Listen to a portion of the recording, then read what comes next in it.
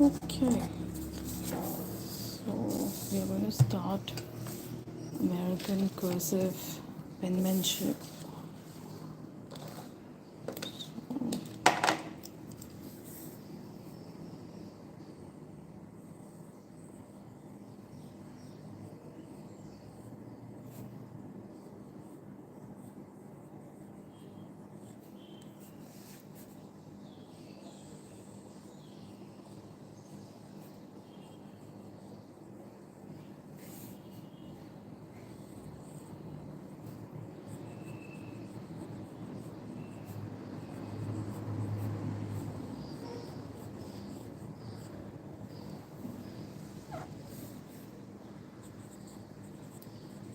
Basics and introduction.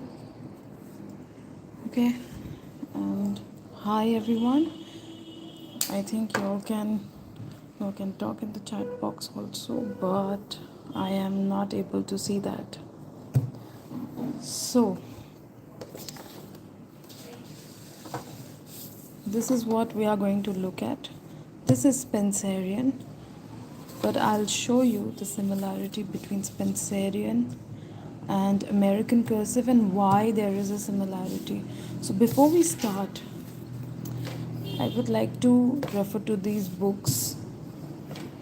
These books are the books that I refer to, and they are extremely helpful in learning uh, business penmanship or American cursive as we know them. Now, many might get confused with the names, but the names essentially have varied according to the era. So, Spencerian came first in the 80s, and then there was a need to make the penmanship more viable, and because there was no digital things going on that time, so everything was done by hand and penmanship was a career. So they wanted the students to go faster so that they can execute their work faster. So Spencerian is essentially done by a nib, but American cursive, on the other hand, can be done by any pen, a fountain pen, outline markers, um, any even a ballpoint for that matter. What matters here is the movement. Okay, so this is one book, and this is another book. This is by Mills, and that is Palmer Method by Palmer himself, A.N. Palmer. So here you will see that they have put pictures as to how you should be sitting so that you can write longer.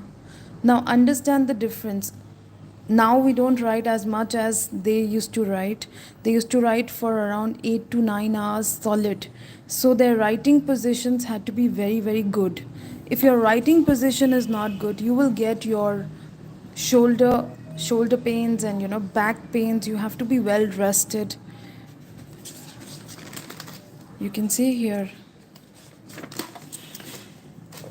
So this is the movement, sitting movement, that will help you in all of your calligraphy scripts, regardless of which level you are in, or whether you want to begin calligraphy. If you're a student also, if you write longer hours compared to professionals who write comparatively less hours, so this position will help you. you know this position, putting your legs straight down, your table should be on your chest level, okay, and your hand should be on the table. If I show you, my hand is on the table, okay. So this will help you in achieving the results which is closest to what they are trying to say. So here, most of the time when we write in school, we write like this with our wrist here, but in penmanship you have to put your arm at rest so that this movement can be achieved, okay. Now this is full arm movement because here is my arm rested and this is how I'm moving. But we use combined movement. That means at every turn we use our finger to turn, but every letter is formed like this. Okay? That will take some time to achieve. But that is how the masters did it. Okay? Now we are not even close to them, but we can at least try and practice it like that. They had a lot of theory going on here, okay? How much time is required to learn and what the students are supposed to do. It's like a whole curriculum that they had on penmanship. Now this is very, very important. This you will find in all the books. Whichever book you will see, you will find of business penmanship specifically, you will find that this movement is given.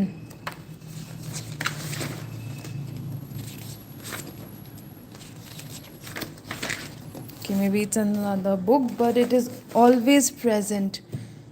Normally, what you see on the camera, you may see that the paper is straight, that I'm writing straight.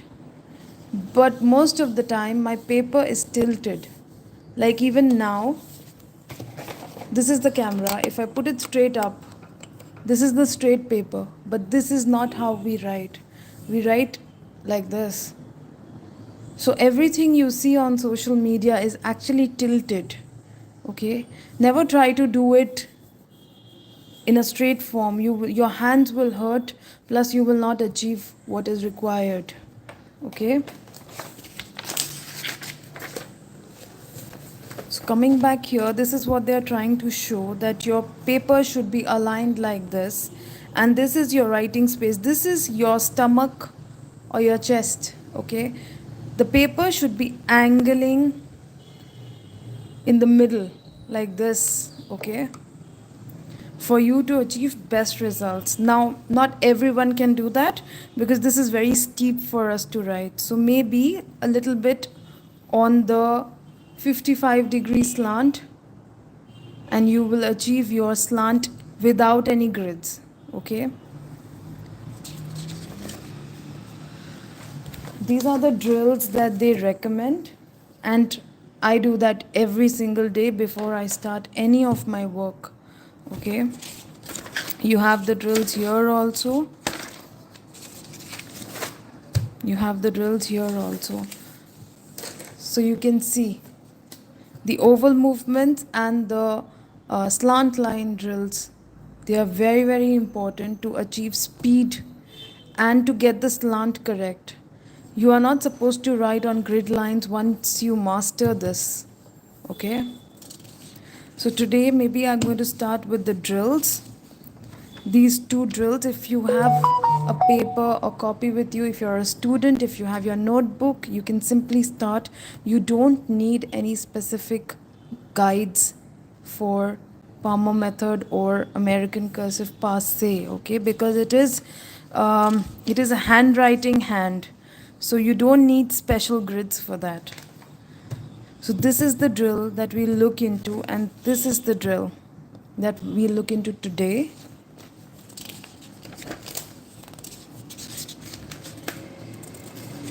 We'll go to letters later because they might look very easy, but they are very difficult to achieve if you don't practice. And it's a huge book.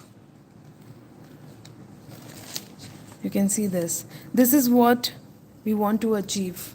Let me put this in front. This is what we are trying to achieve. Now this is running handwriting. This is very, very fast. You can see here. 1 minute, just let me take my pencil, or let's take my pen on me. You can see here that this is the slant that they are using, and the slants are not moving from its place.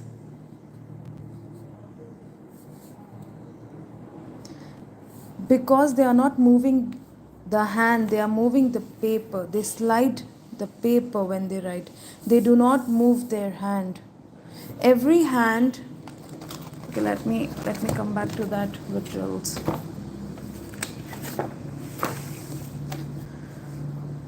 Okay, before you start the drills, you have to understand one thing very, very clearly. We all have a writing hand, okay? Like for me, I can now go till the end of the page without lifting up my pen, okay? If I have to do my drills, I can go faster and reach even till the end of the page. For you, it may be half, okay? So you try to balance your try to balance. Don't go further if you cannot, okay? Now I'm using a simple fountain pen. You can use a pencil, you can use a nib if you're experienced, or you can use an outline marker, anything which has a tip, okay? It should not be blunt. If you have any questions, you can put it in the comment box, and we'll take it up in the next week, okay? Before you start your drills, make sure there are not too many pages below you. Why? Because that will raise your hand from the table, and then it will not give you the desired results. So we are going to start with the slant drill, this drill. Now if you note, this starts from here, okay, but it ends here. Now how do we achieve that? Because this is a continuous downstroke. It is not going up and down, up and down. That's not the stroke that they are telling us. They are telling us go up and continuously come down. Okay? And when you want to leave, you leave it on the up. Okay, let's try that. Now this is the height of the slant that I can make. You can make it bigger, you can make it smaller, depends on your hand, okay? Don't stress about this. You're just supposed to do this for your movement, to get your movements correct, okay? So we're going to start with, note that my hand is shifting now, and the slant is going off slant. When you understand that this slant is going this direction, you stop, and then you take your paper towards your side, and then you start again.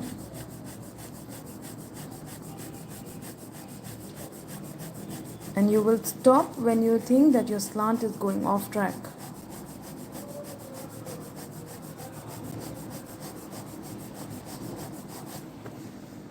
See this?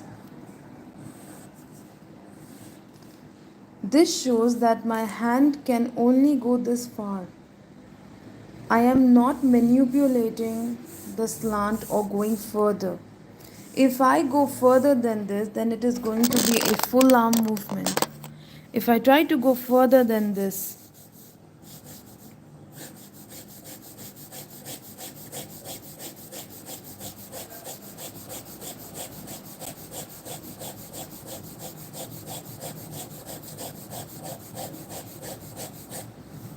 this is the highest I can go with my full arm.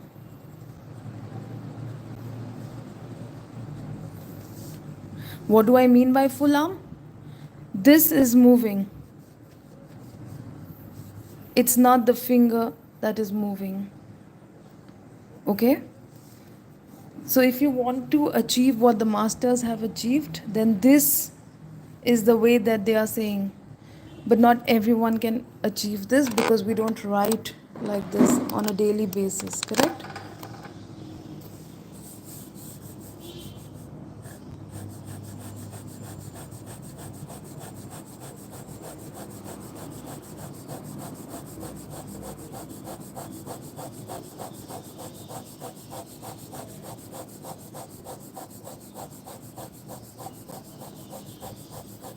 Now this is as far as I can go without lifting my pen. Okay, so this is nearly 2/3 of the page. Now you may stop here, you may stop here, entirely up to you. We increase our writing space by practice. Okay? Once you do this, then we are going to go to this drill. Now this drill is very interesting because this is done without lifting your pen even once. You start with your clockwise oval. Your clockwise oval, you come inside 3-4 times and then you come directly down inside for the slant and you leave it like we left it here. Okay? Now let's try this. Again, for the oval, you may make a smaller oval or a bigger oval, but this is the height that I can make my oval comfortably to do the drills. Now this is my height. Okay? You may make the oval and then do the drills, or you may simply start with the drills. Okay?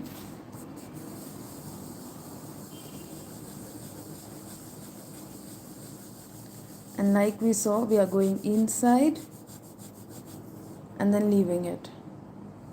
Okay? Let's do this again.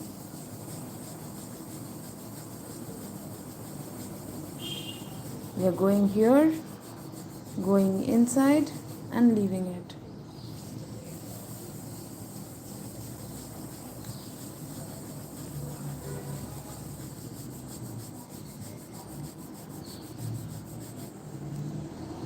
When you feel like your arms are paining, then you can stop.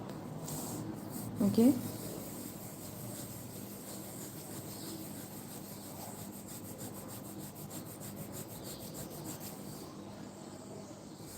If you make the oval and then try to do it, then also you will have to go faster.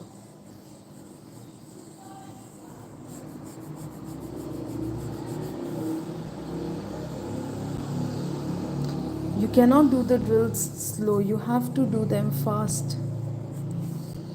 And they will pain your shoulders or your wrist or your fingers a little bit if you are not used to it. So don't feel like you did it wrong or anything. It's just the muscles moving up.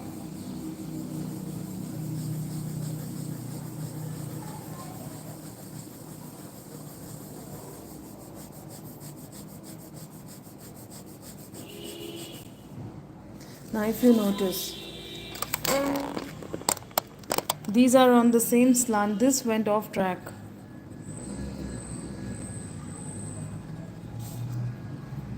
This went off track in the slant. This is going, I think, to 42 or 45 degrees. It's somewhere around 52. You have to make sure that your slant is always on 52 or 55. You cannot go lower than that. If you go lower than that, then your letters will also get lower. Like this is a 55 degrees. If I come here at a 42 degrees, then my letters go more steep. And this is not what we are achieving.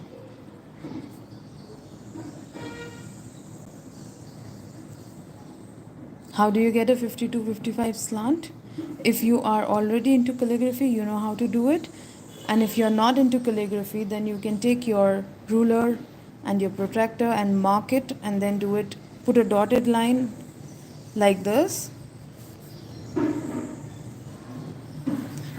This is your 52 or 55 degrees, whichever one you choose, and you put your dotted line here so that you can work along this space. Okay? Now there's one more oval that we do daily. This is a continuous oval. Okay? And this makes your hand more flexible to writing faster and writing together, because these are joint handwritings. You will see there is no stopping here. They start from here and they finish it here. To get this kind of movement, you will have to do this exercise.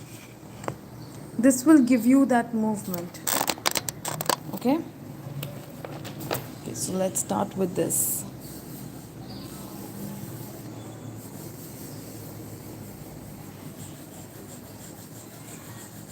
You have to do this with a very, very light hand, but firm hand.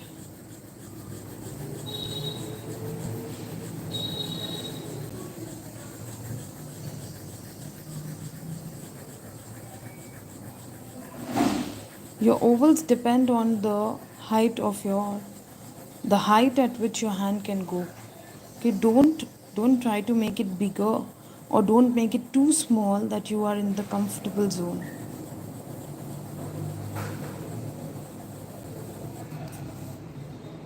Okay, this is clockwise.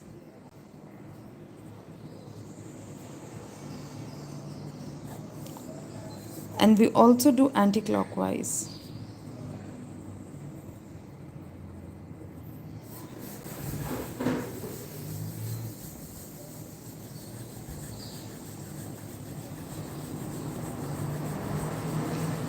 Keep your hand as light as possible. Sorry for the noise outside. Not in my hands, but yet noisy.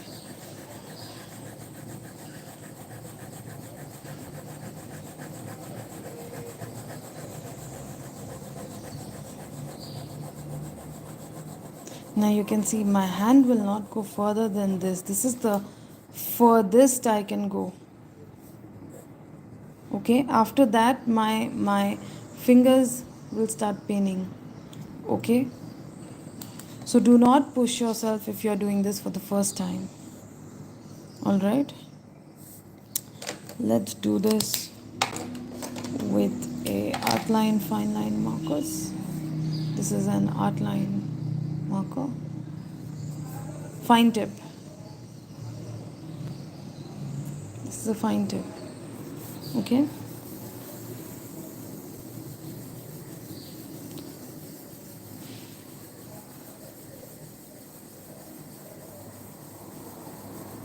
every pen has a different nib. Even if it is a fine nib, it is different, as you can see.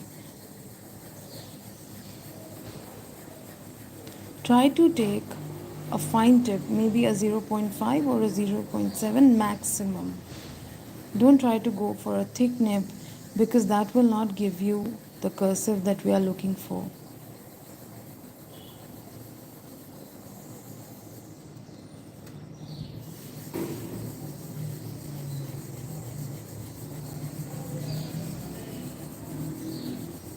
What am I doing essentially is one oval another, inside another oval.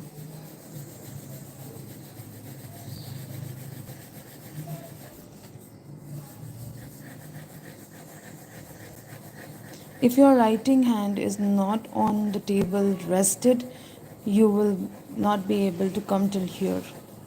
Your arm, your elbow should be on the table.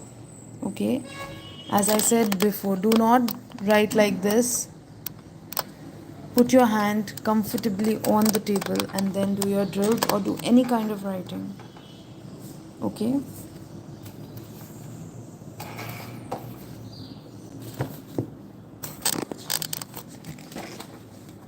they have a lot about how you need to do your drills.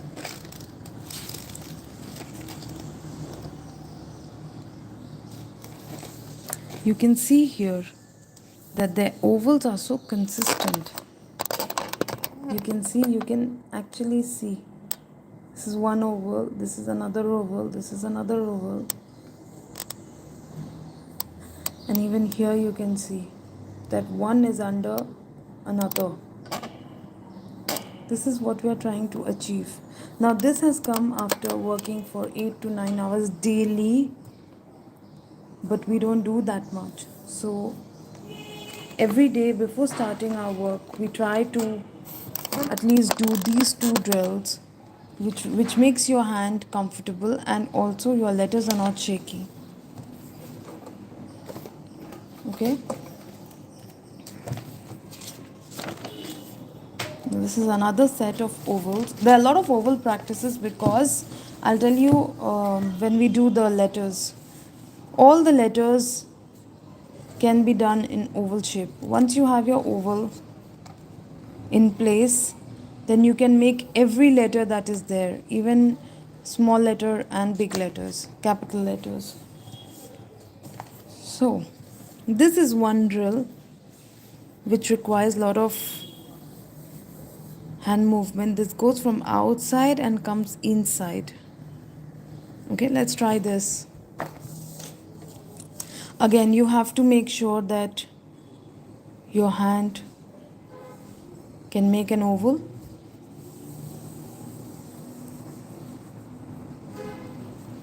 Can you see this? Now we are trying to achieve consistency here, here, here, but it may not be possible with the speed.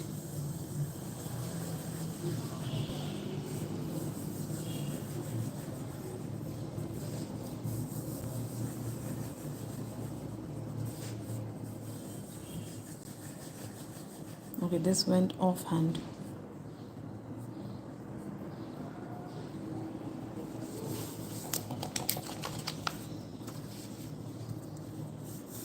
Once you reach at the end of the page, I have a very simple tip for you. Or if you have a sweaty hand, then either keep a paper below, a small sheet, so that every time you reach the end of the paper, this makes the drills or the writing smoother. Okay, so this is what we were looking at.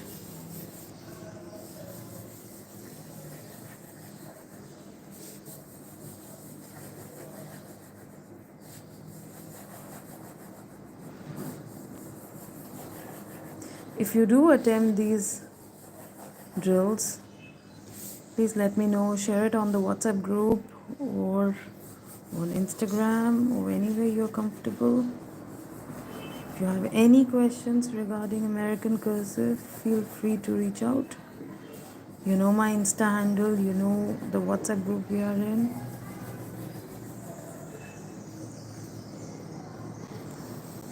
So you see, now this is very, very advanced level. This is very, very normal. You can start with this and then we go right inside, okay? This is one drill that will help you in your capital letters. If you want to make an A, it will come here. Can you see? We'll go through all these things, but just for you to know why ovals are important. You can see it is merging 1, 2, 3, 4 ovals. So this drill will give you an exact look and feel of how your capital letters will look like. Okay, it's called the chain oval. Let's try that and then maybe we will pick up next Wednesday.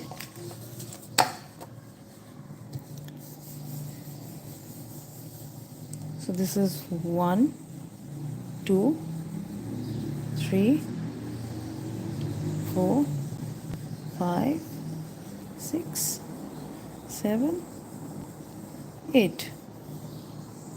1, 2, 3, 4, 5, 6, 7.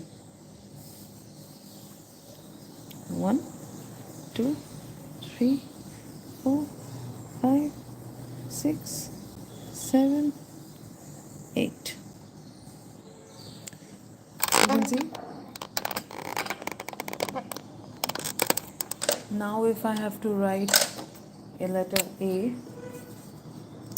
I'm going to start from here, come back halfway, cutting the oval into half, cutting the oval into half, and then going out here.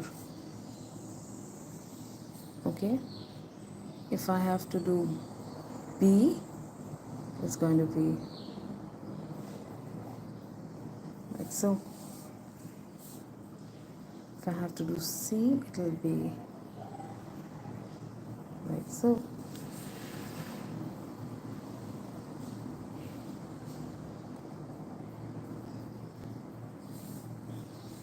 You can see why oval practices are so important. Let's do this one more time.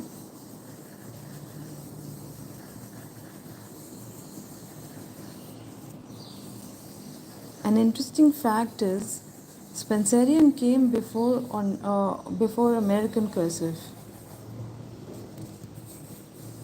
Many newcomers get confused between American Cursive, Palmer method, business penmanship, but they are all essentially same things. Why is the name different? Business penmanship was basically for formal writing in cursive. Palmer method is the speed version of business penmanship, 2x of the speed of business penmanship. Then there is Mill's practical penmanship. Why practical? Because the faster you write, the sooner you finish your work, and it is legible. It does not have any shade, so there is no ornaments attached to it which will make the letter difficult to read. So the whole purpose was to make the writing as simple as possible for everyone to read, and it should be legible also.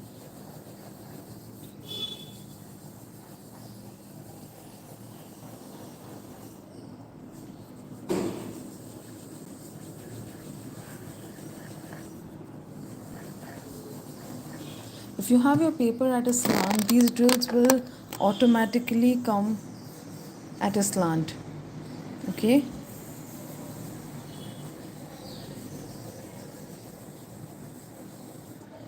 Also, do not hold your pen like this. Please try to hold it a little behind. This thumb will be behind. Okay?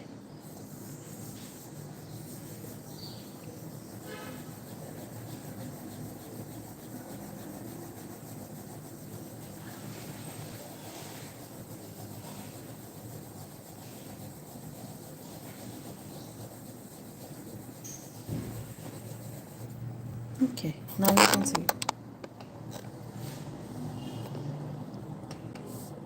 You can see the ovals and you can see the movement. This is what you need to achieve for your hand to move, rather glide across the paper. Okay?